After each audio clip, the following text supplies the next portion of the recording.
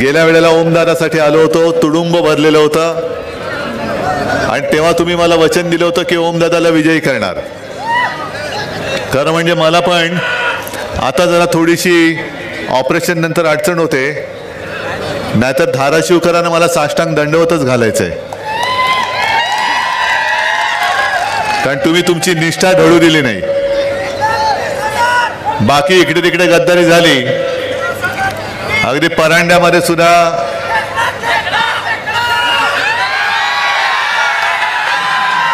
आता यावेळेला त्याला करायचा वाकडा. पण मला ओमदादा काय, आपला कैलास काय, अभिमान आहे, अभिमान आहे आणि कौतुक आहे की त्यांनी आपल्या धाराशिवच्या नावाला कलंक लागू दिला नाही. आणि तसं पाहिलं तर कैलासला पण घेऊन चालले होते, पण जाता जाता तुम्हाला सतत संपर्क करत होता. आता कैलास लहान आहे म्हणून मी आरुतुरे बोलतो, दोन्ही मुलंच आहेत, ओमदादा काय किंवा कैलास काय. आणि कसा आला काय आला हे त्यांनी तुम्हाला सांगितलेलं आहे. पण तसं पाहिलं तर हा सोन्याच्या लंकेपर्यंत पोचला होता, पण लंकेमध्ये गेला नाही. कारण त्याला माहिती होतं की सोन्याची असली तरी रावणाची लंका आहे आणि रावणाची लंका जाळण्यासाठी शिवसेना मशाल हातात घेणार आहे. म्हणून तो परत आला, नाहीतर यांनी पण घेतले असते 50 खोके. पण कधी म्हणजे जो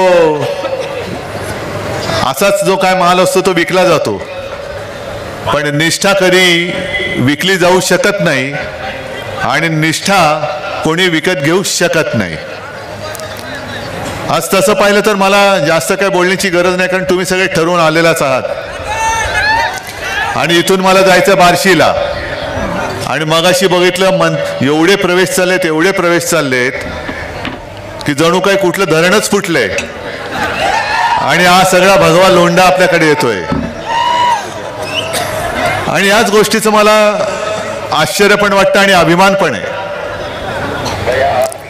कारण भाजपाने सगळं मला संपवायचा प्रयत्न आज सुद्धा चाललेला आहे आणि मी जो काही आहे तो केवळ आणि केवळ तुमच्याच भरोशावरती आहे.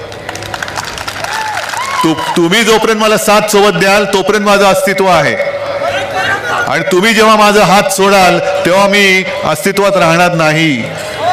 मोदी शहा मला संपवू शकत नाही. माझं संरक्षक कवच आहे माझ्या आई जगदंबेने तुमच्या रूपाने मला दिलेलं आहे.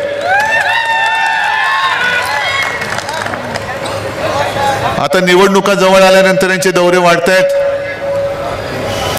एक एक थापा सुरू झालेले आहेत.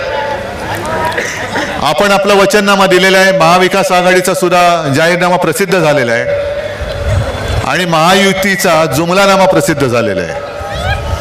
हा थापानामा आहे, जुमलानामा आहे. म्हणजे महिलांना 1500 रुपये देत आहेत, शेतकऱ्यांना कर्जमुक्त करणार असं म्हणतायत. पण हे कधी म्हणाले? निवडणुकीमध्ये तुम्ही पेकाटात लात घातल्यानंतर यांना कळलं. आधी का नाही केलं? महिलांना 1500 रुपये हे जेव्हा तुम्ही गद्दारी करून माझं आपलं हक्काचं सरकार पाडलं त्याच वेळेला का नाही केलं की पहिल्याच फटक्यामध्ये जसं मी केलं होतं. नागपूरचं मुख्यमंत्री म्हणून माझं एकच अधिवेशन झालं आणि मंत्रिमंडळामध्ये सगळं मंत्रिमंडळ नव्हतंच. आम्ही जेमतेम 7 मंत्री होतो. अजित पवार पण मंत्री झालेलेच नव्हते तेव्हा. आणि 7 जणांचं मंत्रिमंडळ असताना देखील कोणी न मागता मी माझ्या शेतकऱ्याला 2 लाखापर्यंत पीक कर्ज मुक्त करून दाखवलं होतं. 10 रुपयामध्ये शिवभोजन दिलं. मग मी पण जर का राजकारणी असतो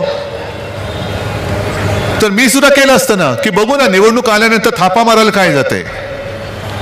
पण थापा मारणं माझ्या रक्तामध्ये नाहीये. जे बोलेन ते करेन आणि जे करणार असेल तेच बोलेन. नक्कीच आता आहे ना 1500 रुपये त्यांना महिलांची आठवण आली, 3 लाख रुपयापर्यंत कर्ज. अरे तुम्ही काय करताय? मोदी म्हणाले होते शेतकऱ्याचं उत्पन्न दुप्पट होईल. किती शेतकऱ्यांचं उत्पन्न दुप्पट झाले? 15 लाख रुपये किती जणांच्या खात्यात आलेत? अच्छे दिन किसके आए बताओ जरा. बरोबर आहे, अदानीचे अच्छे दिन आलेत, बाकीचं सगळं काळे दिन आहेत. दुर्दैवाने जसं धाराशिवकरांनी एक धाडस दाखवलं तसं आणखीन थोडं महाराष्ट्राने नक्कीच धाडस दाखवलंच. पण मला स्वतःला शिवसेना म्हणून एक 5-7 जागा कमी पडल्या आणि इतरत्र सुद्धा देशाने आणखीन त्यांच्या 25-30 जागा खाली केल्या असत्या ना, तर मोदी बुवा आज हिमालयात दिसले असते. दुर्दैवाने पुन्हा पंतप्रधान झाले. म्हणजे जे आपण आपल्या पहिल्या वर्षी करून दाखवलं होतं, अरे द्यायचंय तर दिलखुलासपणाने द्या, चोरीमारी कशाला करताय? आज सुद्धा मी सगळ्यांना विचारतो, सोयाबीनचे शेतकरी किती आलेत? सोयाबीन पिकवणारे आलेत ना? मग आता तुम्हाला भाव जास्त मिळतोय का आपल्या काळामध्ये जास्त मिळत होता? मिळत होता ना. हमी भाव, हमी भाव, हमी भाव. अरे गद्दारांना 50 खोके देताना लाज नाही वाटत? आणि माझा शेतकरी जो मरमर मरतो, कष्ट करतो, राब राब राबतो, सोनं पिकवतो, आणि त्या सोन्याची किंमत तुम्ही मातीमोल करता. मी 2-3 दिवसापूर्वी विदर्भात होतो आणि तिथले उमेदवार राहुल बोंद्रे त्यांनी तर एक विचित्र गोष्ट सांगितली. त्यांनी सांगितलं की तिथल्या पालिकेने कचरा उचलायचं टेंडर काढलेलं आहे. आणि टेंडर कसं काढले? कचरा उचलायचं